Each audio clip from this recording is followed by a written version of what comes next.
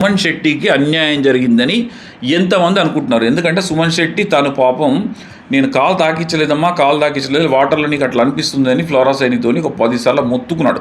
First రౌండ్లోనే సుమన్ శెట్టిని eliminate చేసేసారనమాట. మన సపోర్ట్ తీసుకున్నారని. బట్ అక్కడ బిగ్ బాస్ సపోర్ట్ తీసుకోవద్దని కానీ అట్లాంటి ఏం చెప్పలేదు. ఓన్లీ వాటర్లోనే ఉండాలి, తల ఒకటి పైన ఉండాలి, మిగతా లోపలనే ఉండాలని చెప్పారు.